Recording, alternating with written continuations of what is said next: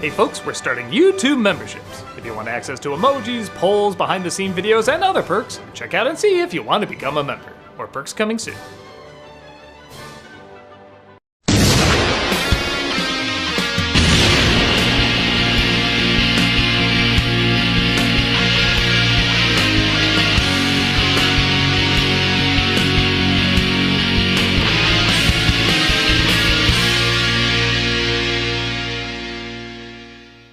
Hello, I'm the Nostalgia Critic guy, remember? So you don't have to.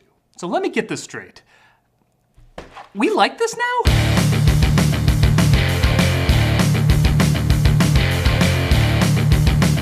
Released in 2002, Kung Pow is the brainchild of Steve Oedekerk, who I have to admit I have a strange introduction with.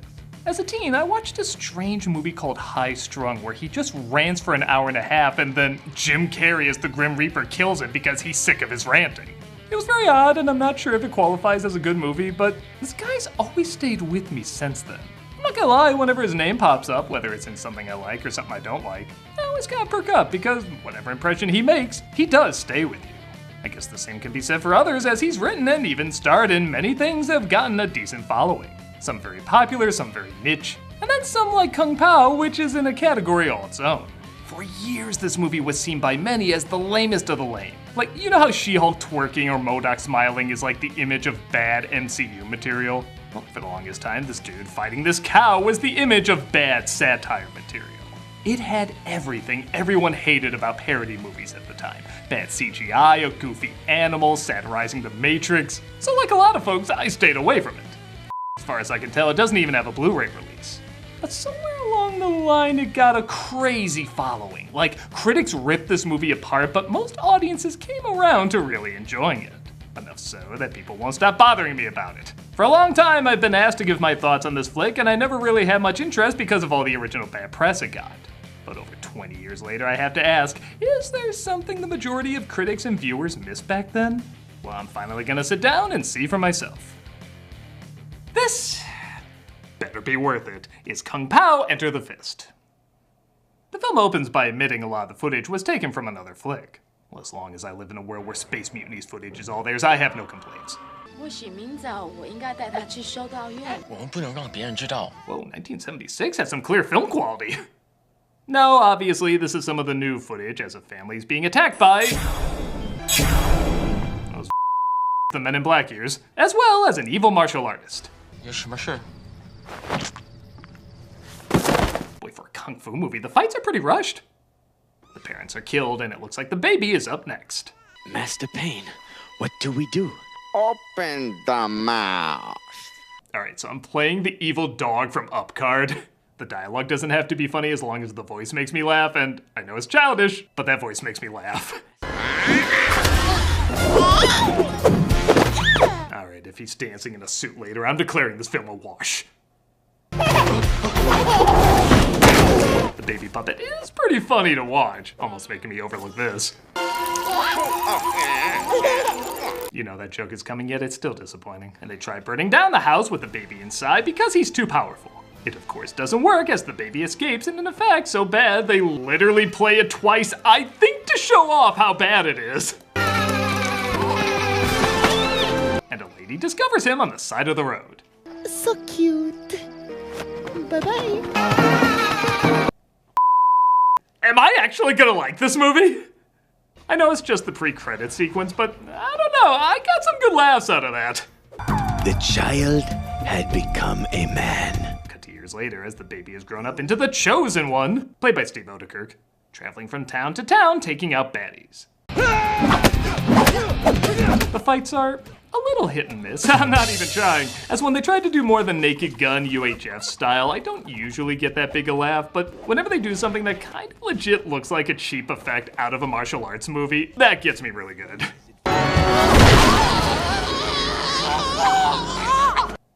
But those other jokes can work sometimes too. Also, who would have thought the guy who created Jimmy Neutron would be kind of ripped?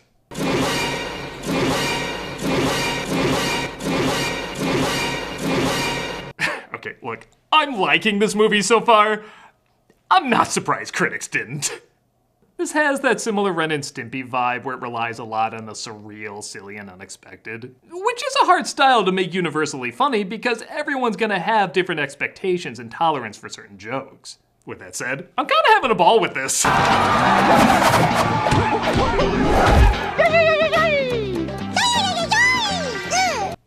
Like, I know that's not universally funny, but that's part of what makes it personally funny.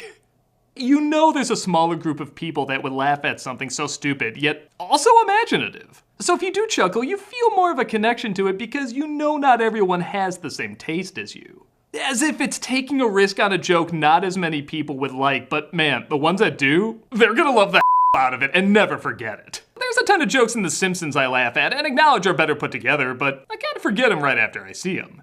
I am never gonna forget this thing. I need gopher chucks. After using gopher chucks and taking out everybody's eyes, he literally busts a vein, wah-ing too much. And we cut to the footage from the movie mentioned earlier. I guess it's a good sign when I'm thinking to myself, I was actually liking this okay even before the other film footage. This is an old joke, but using it with actual footage from a martial arts film does make it a little funnier. Hey, who's he? I don't know. Still better than most ADR in a lot of big budget movies today. Let me cram in a bunch of plot exposition we forgot to put in. 2 scenes earlier, he visits his master, who says he's the chosen one, mainly because he has a face on his tongue, and I don't know, it must mean he's the chosen one. I don't like him very much. I must apologize for Wimp Lo. He is an idiot. We have purposely trained him wrong, as a joke. Sometimes the audio matching the video is so poorly done, that's part of what's so funny. Like, all that has to be done here is he has to grunt as he gets out of bed. But we get this.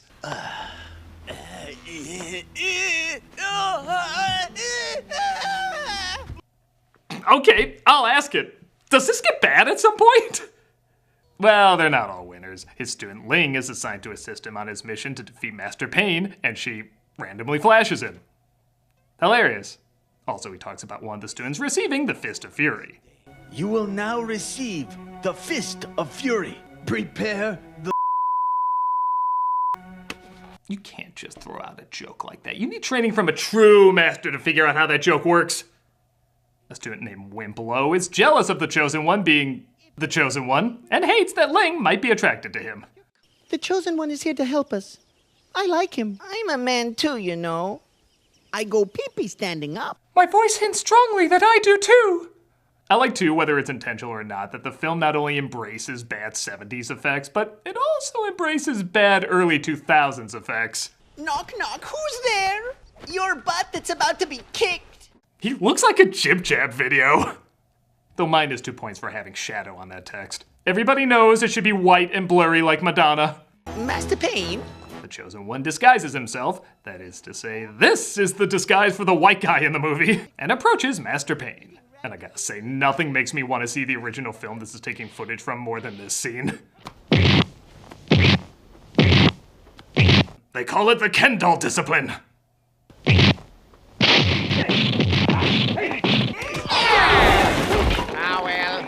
Okay, missed joke opportunity. He should have sounded like... What, did you feel funny voice in this movie would be out of place?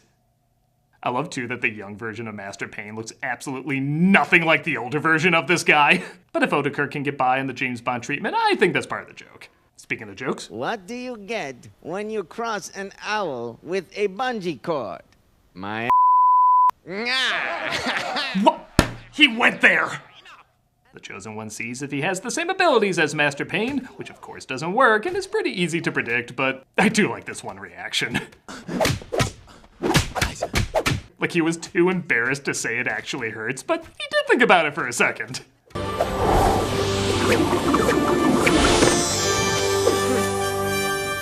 You look like you have the line, "Too bad you will die," coming up.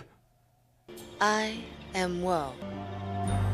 Congrats to the one guy whose very specific fantasy has finally come true. Thank you.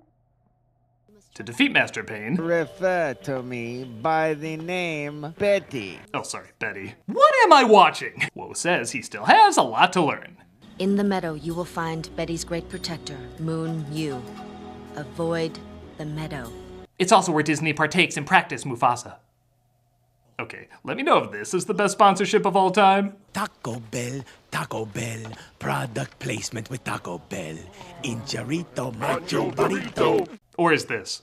Hey folks, I'll be playing Final Fantasy VII every Friday on Twitch. I've never played a Final Fantasy game before, so I'm excited to see what they're like. Hope to see you there.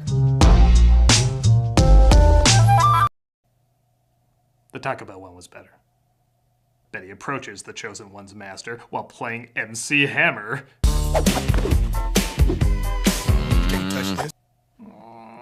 Even by cringe humor, that's pretty weak. But he's too sick to fight, so he just lets him go.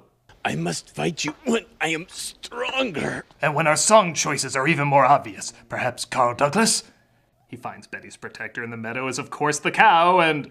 Okay, let's see if this is funnier than in the trailer.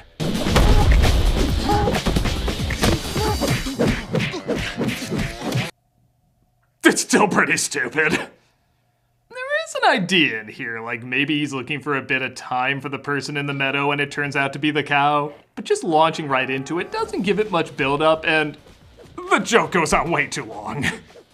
I guess you could argue that's kind of the point, but there just aren't that many laughs here. The only thing that does get a chuckle out of me is when the cow legit moves like a real person doing kung fu just with a cow's body. The more real and human it moves, the more it makes me think about this thing taking years to learn the discipline of martial arts, which does make me kind of laugh. But I'm sorry, the Matrix effects, the silly expressions on his face, and the lame CGI just make it feel drawn out and boring. I guess it serves as the main visual of the movie the same way the tap dancing did for Young Frankenstein, but this feels less like an homage to Brooks and more like an homage to Meet the Spartans. It's just not my thing. He defeats, or I guess deflates the cow, and he meets up with Master Betty, revealing that he was the child he tried to kill off years ago. You mustn't. Who are you? Ling's father. Okay, I know I gave that cow scene that no doubt took a lot of time to film, a ton of flack, and I'm laughing at... But I'm sorry, if you can't see the layers of comedy to that, neither can I, but it made me laugh and that's enough. They both get their kicked by Betty, and they escape only to discover Ling's father is also the Chosen One's master's master. Yeah, that wasn't hard to say. Like I mentioned before, not every joke's a winner. No. Please, I have a wound there. Oh, come on, don't spoil everything. The father ends up dying, and in one of my favorite moments, they can't think of what else to have Ling say, so they literally just have her quack. And now he's dead, except for his hair and nails. Dead. Sometimes I am embarrassed to like this movie. And wow, I kinda called it with the practice Mufasa joke, didn't I? Simba, I am Mufasa.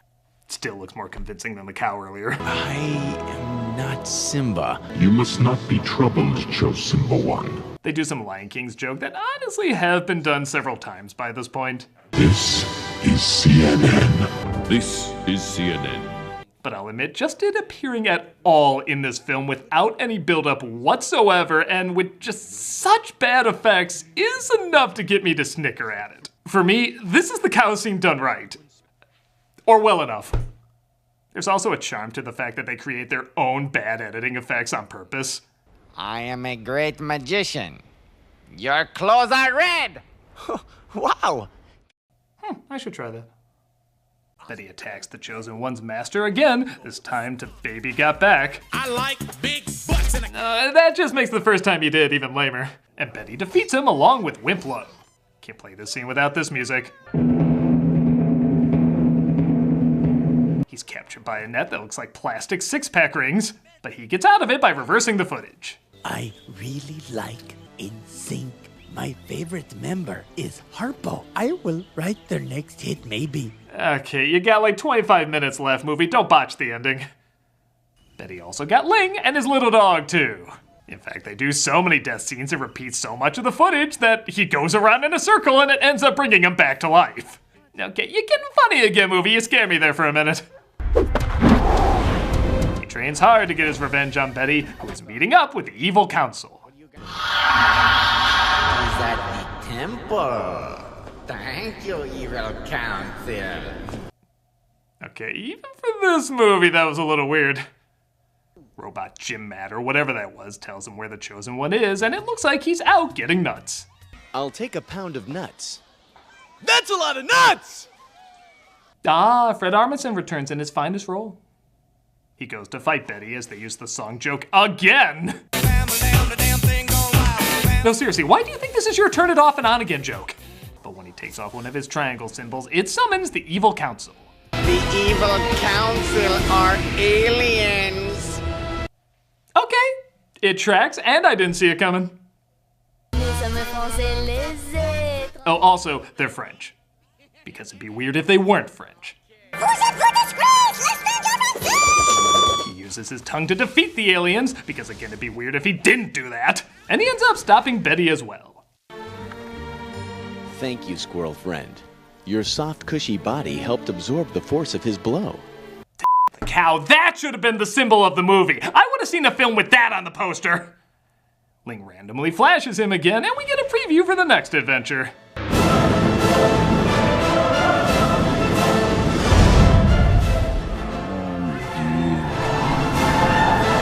And that was Kung Pow, and I don't know if I hit my head coming in this morning, but I thought this was pretty funny.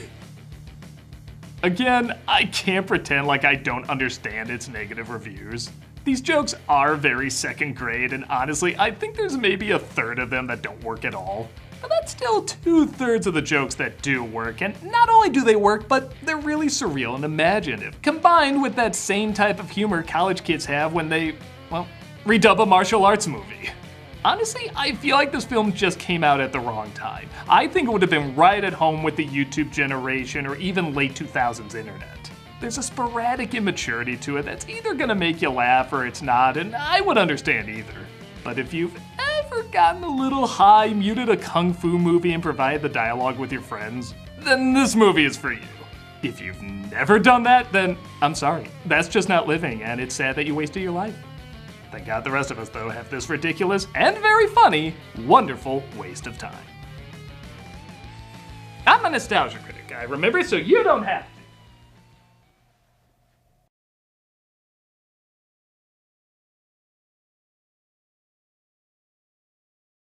That's a lot of nuts! This month for Cameos for Charity, we're doing the Center for Victims of Torture. I've done this charity a couple times, and there's a reason. I literally cannot think of anything worse. We've used the word torture as a way to emphasize things we don't like to go through, but these are people that have literally gone through the worst things you can imagine. This center heals victims of torture through personal care worldwide, strengthens partners who heal torture survivors, and advocate for the protection and care of torture survivors. Heavy stuff, I know, but you can help out. If you want a cameo of me saying happy birthday or good luck or whatever, click on the link below and be giving to a good cause. If you're like, nah, you suck, consider checking out this charity anyway. They're wonderful people doing wonderful work, and you can play a big part in helping with the healing.